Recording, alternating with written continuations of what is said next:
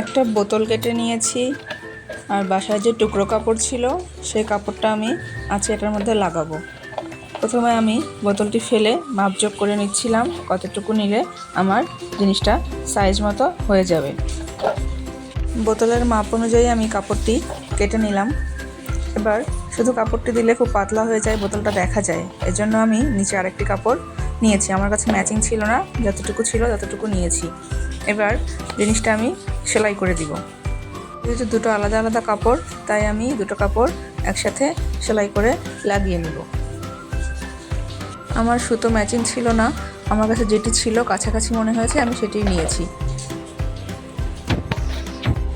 কাপড়টি উল্টিয়ে নিয়ে এখন আমি একটু ভাঁজ করে পুরো জিনিসটা সেলাই করে নিব।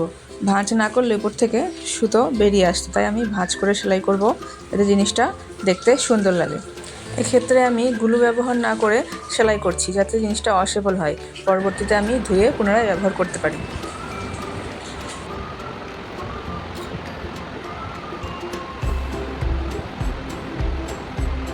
এভাবে আমি পুরো সাইডটা একপাশ থেকে সেলাই করে আটকিয়ে নিব।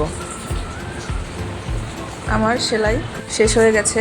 এবার আমি জিনিসটা উল্টো করে নিয়ে দুই সাইডে মানে খোলা দুই সাইড ফিক্সড করে সেলাই করে নিব। অবশ্যই বোতলের সাথে মাপযোগ করে নিব, যাতে জিনিসটা যখন আমি বোতলে পরাবো জিনিসটা সুন্দর করে সেট হয়। আমার সেলাই করা শেষ, জিনিসটা উল্টিয়ে এখন বোতলে প্রবেশ করাবো। এই যে জিনিসটি আমার সুন্দরভাবে ফিটিং হয়ে গেছে। এই পর্যায়ে আমি জিনিসটিকে আরেকটু সুন্দর করার জন্য একটা লেজ লাগিয়ে নিব।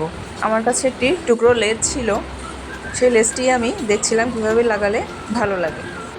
আমার কাছে উপরে লাগানোই ভালো লাগছিল, তাই উপরে লাগিয়ে দিয়েছি। আর এই যে আমার কাজের ফাইনাল লুকটা, আমি আমার কিছু প্রয়োজনীয় জিনিস এটাতে গুছিয়ে আমার ড্রেসিং টেবিলে রেখে দিব। তো কেমন লাগছে আমার কাজটা?